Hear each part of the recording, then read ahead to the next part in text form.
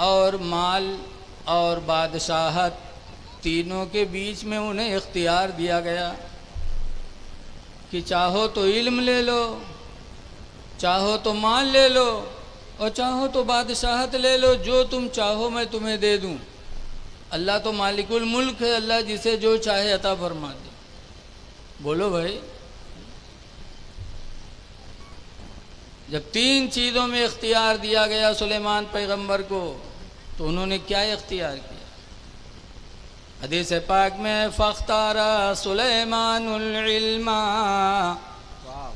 तो हज़रत सुलेमान पैगंबर ने इल्म दीन को पसंद फरमाया। सुभान अल्लाह, सुभान अल्लाह। कहे परवरदिगार मुझे इल्म दे दे। क्या कहें? जब इल्म को पसंद किया, माल को पसंद न किया, सल्तनत को पसंद न किया, इल्म को पसंद किया सुलेमान अलैहिस्सलाम ने, तो हदीस पाक में फ़ऊतिया सुलेमानुल इल्म वल मुल्क, तो सुलेमान को इल्म भी दे दिया गया और सल्तनत भी दे दी गई। सुभान अल्लाह, सुभान अल्लाह। इल्म के वसीले से अल्लाह ने सुलेमान अलैहिस्सलाम को माल भी दे दिया, सल्तनत भी दे दी,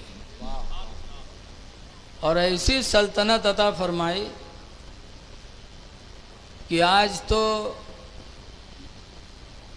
इंसानों के भी बादशाह होते हैं, लेकिन बादशाह होते हैं सामने तो आदमी बादशाह वाली करते, पीठ पीछे गाली देते। बोलो, दिल में हुकूमत नहीं, सिर्फ ज़ाहिर में। लेकिन सुलेमान अलैहिस्सलाम को अल्लाह ने इल्म की बरकत से वो बादशाहत अता फरमाई कि इंसानों की भी बादशाह, जिनों के भी बादशाह, चरिंद परिंद के बादशाह, हवाओं की भी बादशाह, जिन्नातों की भी बादशाह। इसीलिए फ़िलिस्तीन में जो बैतुल मुक़द्दस है, उसकी बुनियाद किसने डाली थी? हज़रत सुलेमान अलैहिस्सलाम के अब्बा हज़रत दाऊद अलैहिस्सलाम ने, और बनाना शुरू किया। और बनाते बनाते हज़रत दाऊद अलैहिस्सलाम की ज़िंदगी पूरी हो गई और बैतुल मुक़द्दस की तामीर पूरी न हुई। विसाल हो गया दाऊद अलैहिस्सलाम का। तो बड़े खुशनसीब बेटे थे सुलेमान पैगंबर अपने बाप के। उन्होंने कहा, या अल्लाह, मेरे बाप दाऊद पैगंबर ने कितनी अरमानों से मस्जिद की बुनियाद रखी थी बैतुल मुक़द्दस की, लेकिन ज़िंदगी ने साथ न दिया। मैं इस काम को इंशाअल्लाह मुकम्मल करूँगा, इसको बनवाऊँगा ताकि मेरे बाप की दिल की तमन्नाएं पूरी हो जाएं। तो जिन्नात, तो सुलेमान पैगंबर अलैहिस्सलाम जिन्नातों को हुक्म दिए,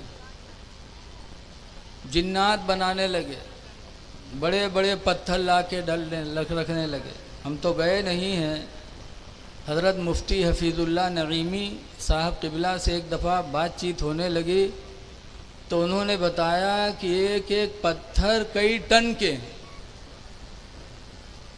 और जिन्नात उठा उठा के रखते थे, बनाते थे। हज़रत सुलेमान अलैहिस्सलाम डंडा लिए खड़े रहते थे और जिन्नात बनाते रहते थे। यहाँ तक कि मस्जिद बैतुल मुक़द्दस तो मुकम्मल न हुई, 1 साल का वक्त और था बनाने में, और हज़रत सुलेमान अलैहिस्सलाम की ज़िंदगी पूरी हो गई। मलकुल मौत आए, हज़रत सुलेमान अलैहिस्सलाम की रूह निकाल लिया। रूह निकल गई, लेकिन सुलेमान पैगंबर ऐसे खड़े रहे, आँखें खुली हैं, चेहरा बारौनक है, खड़े हैं, जिन्नात बना रहे हैं। 1 दिन गुज़रा, 2 दिन गुज़रा, हफ्ता गुज़रा, महीना गुज़रा, और सुलेमान अलैहिस्सलाम ऐसे खड़े हैं। यहाँ तक कि 1 साल गुज़र गया, जब तक बैतुल मुक़द्दस की तामीर मुकम्मल न हुई, सुलेमान अलैहिस्सलाम ऐसे ही खड़े रहे। तो कह दो सुभान अल्लाह यार, कि अब घरे जाइए तब कहियो सुभान अल्लाह। अरे कोई बात ऐसी हो जिसमें अल्लाह की कुदरत का ज़ुहूर हो तो मुसलमान की शान है कि कह दे सुभान अल्लाह, अल्लाह पाक है, मतलब अल्लाह मजबूर नहीं है, जो चाहे करे वो। 1 साल तक ऐसे खड़े रहे, चेहरे पे कोई असर नहीं, कपड़ा गंदा नहीं, आँख खुली हुई है, ऐसे ही खड़े रहे। जिन्नात जानिन की तो खड़े न है, बनावा किन बेचारे। और जब बैतुल मुक़द्दस की तामीर पूरी हो गई तो दीमक उनके डंडे में लगी, डंडा दीमकों ने खाया, डंडा गिरा तो सुलेमान अलैहिस्सलाम की लाश ज़मीन पर आई। तब जिन्नातों ने गौर किया, कहा अरे इनका मरे तो साल गुजर गया और हम बड़े बेवकूफ़ निकले, हम लोग जानी तरह खड़े हैं इसे। अब गौर करो यहाँ पर कि लोग कहते हैं कि नबी भी बशर हैं, आम बशर मानते हैं। जैसे हम और आप आम बशर हैं, ऐसे ही कुछ लोगों ने नबी करीम के बारे में अकीदा बनाया कि नबी आम बशर। तो जो उन कहा थे इन्हों मर जाए तो कि इनका चौराहा ले जाओ, ठड़िया आओ। 2-4 दिन के बाद या तो चौराहा वाले चौराहा छोड़िए और या तो उनका घसीट के कहूँ तलवम डरी है। बोलो ऐसी बदबू होगी है? सुलेमान पैगंबर 1 साल हो गया रूह निकले, लेकिन अल्लाह के हुक्म से खड़े हैं, आंखें भी खुली हैं। जब सुलेमान पैगंबर का कोई मुकाबला नहीं कर सकता तो इमामुल अंबिया का मुकाबला कौन कर सकता है? सुभान अल्लाह, सुभान अल्लाह। कौन कर सकता? आला हजरत इमाम अहले सुन्नत फरमाते हैं, खल्क से औलिया, औलिया से रसूल, खल्क से औलिया, औलिया से रसूल, और रसूलों से आला हमारा नबी, और रसूलों से आला हमारा नबी।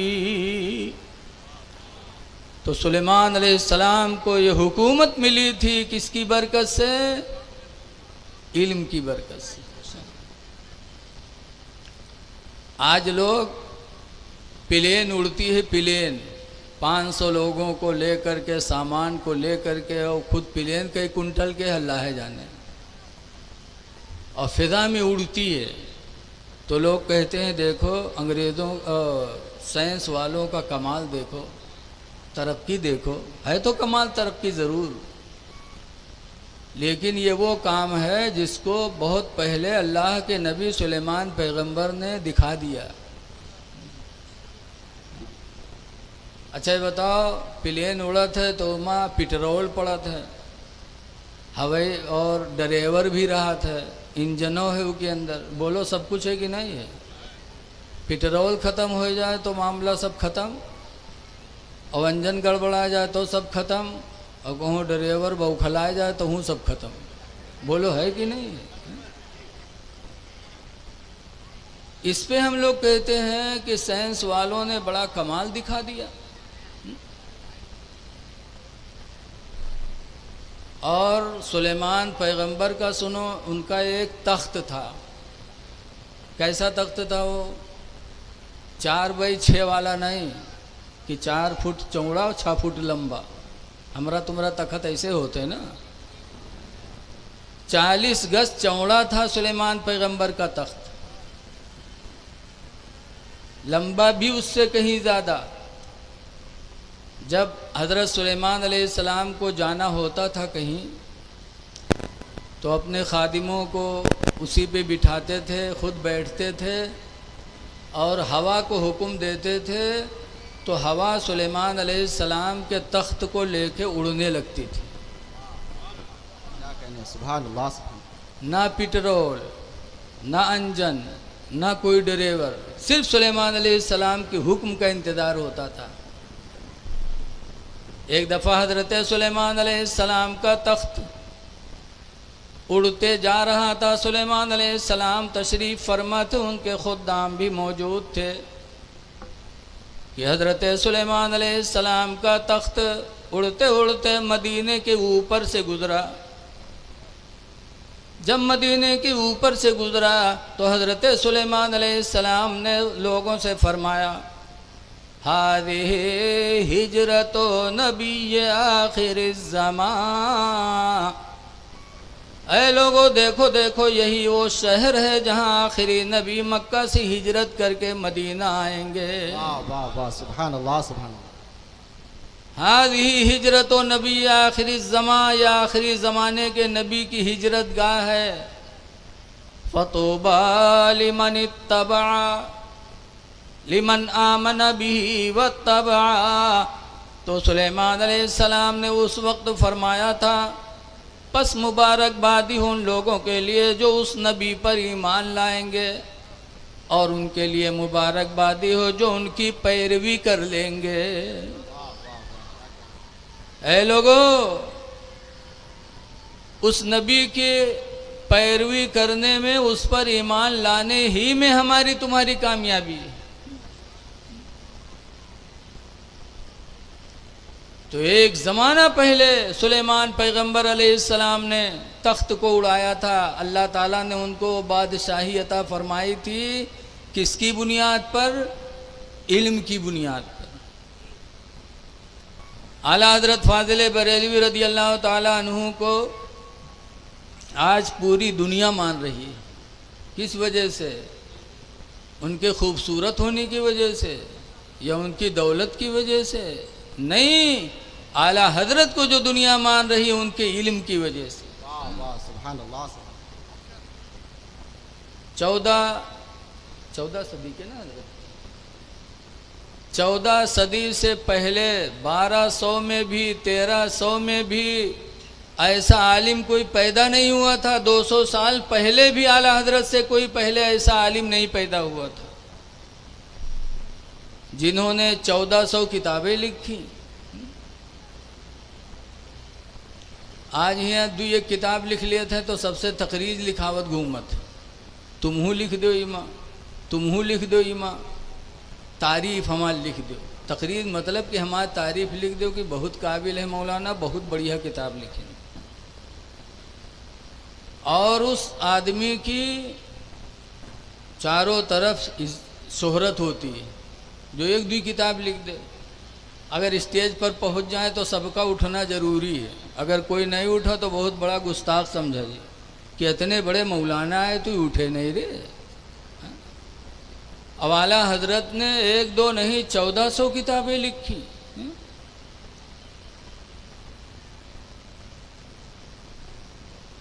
कोई आलिम ऐसा नहीं जिस पर तहकीक होती हो, लेकिन आला हजरत की वो ज़ात है कि यूनिवर्सिटियों में उनकी ज़ात पर पीएचडी भी होती है, तहकीक भी हो रही है।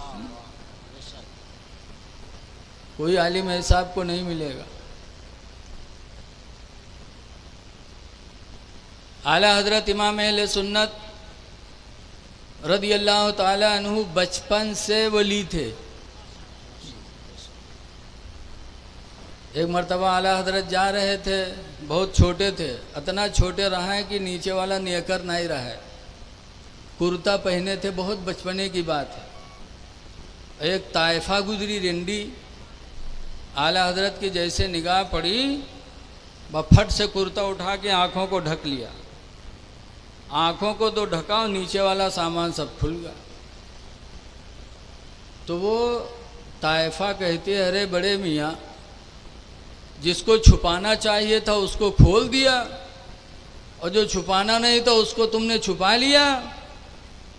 तो आला हजरत फरमाते हैं कि वो गलती जब करेगा जब ये खुली रहेगी। जब आँख खुली होगी तब उसका काम बढ़ेगा आगे, और जब आँख ही बंद होगी तो उसका काम खत्म। बोलो क्या ज़हानत थी आला हजरत फ़ाज़िल बरेलवी की बचपन में। अब आज हम लोग दाढ़ी रखाए हैं, बुढ़ाए गए हैं, लेकिन कोनो मेहरबा गुजरी तो टकटकी बांध के देखे कि है जी जब तक वो हट न जाए दीवार के आड़े में तब तक वहाँ रहे, धीरे धीरे कोई देख ली तो यहाँ तक फिर वहाँ रहे। आज हम बूढ़े हो गए लेकिन हमारा नफ्स हम पर गालिब है। अब आला हजरत बचपन में थे लेकिन अल्हम्दुलिल्लाह नफ्स पर आला हजरत गालिब थे, नफ्स उन पर गालिब नहीं था। सुभान अल्लाह।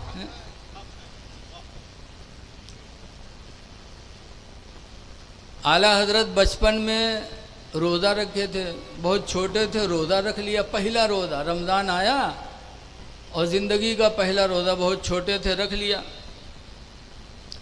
लड़का जब अच्छा काम करता है तो माँ बाप को खुशी होती है, बोलो होती कि नहीं होती।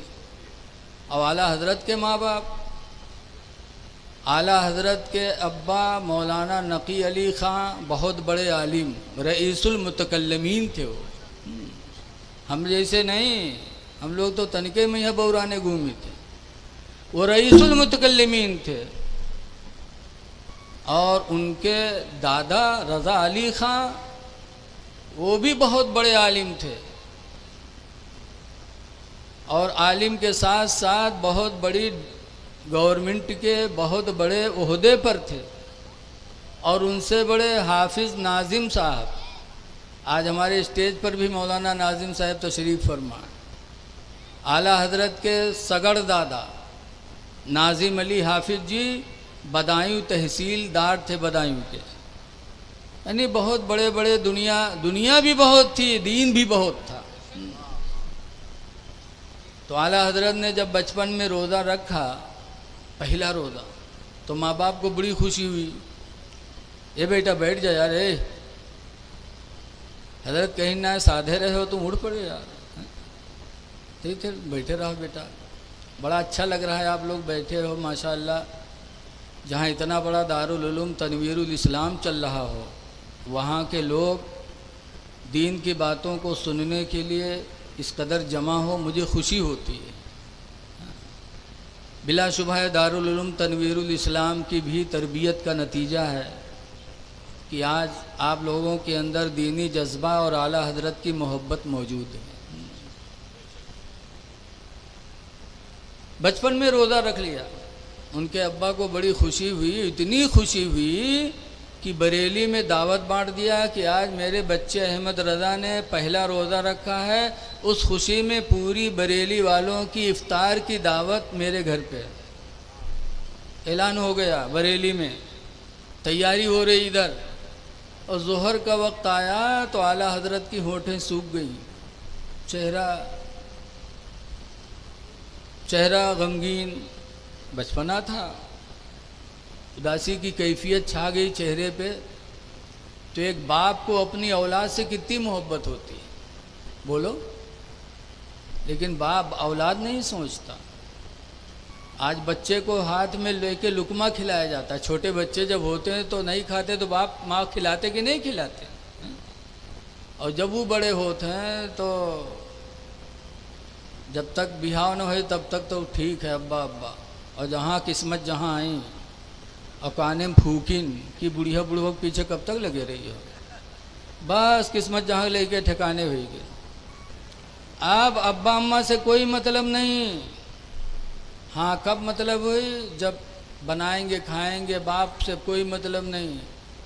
जब बाप के इंतकाल का वक्त आएगा, डॉक्टर जवाब दे देंगे, तब ले जाइए चिम्मच से दूध पिलाइए।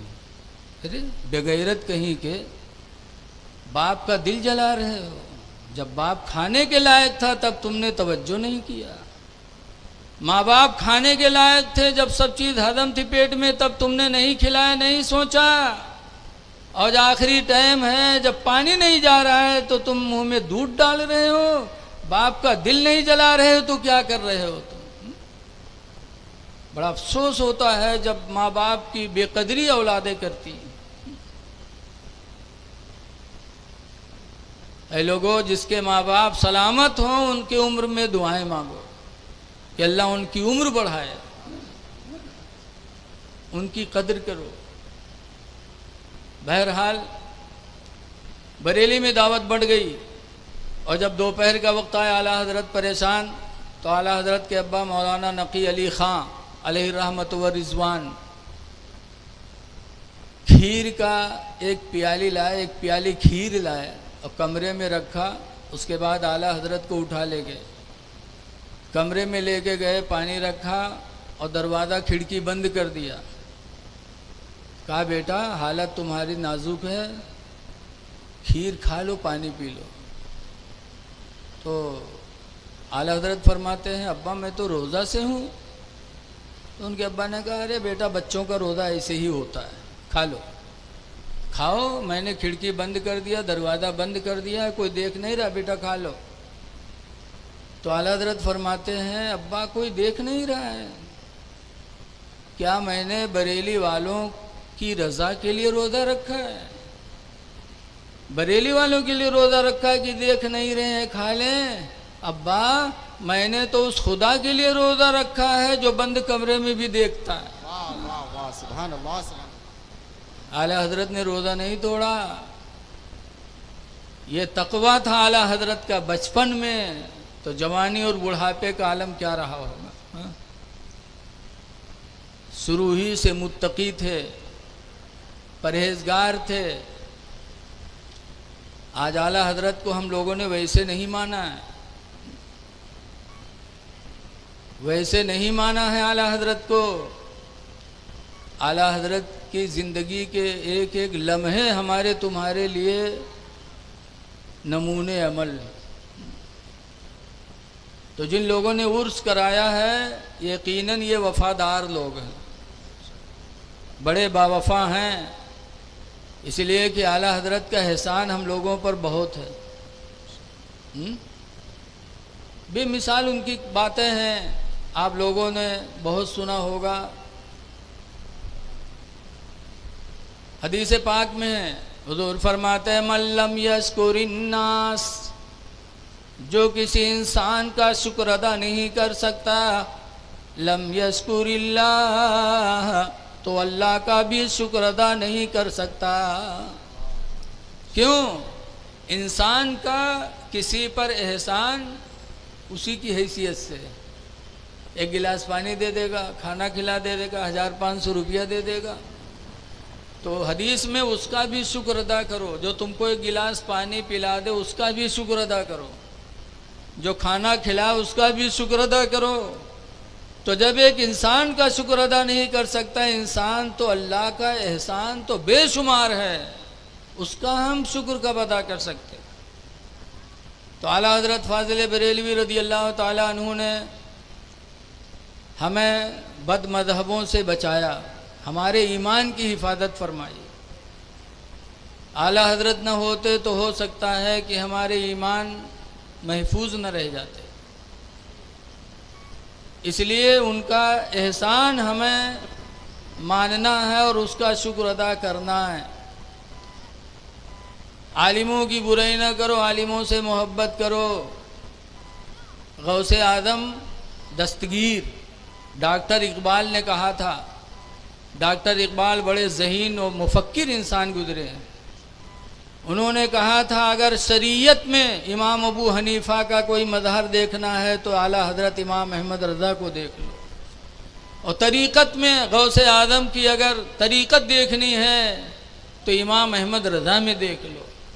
शरीयत और तरीक़त दोनों के समंदर थे आला हज़रत।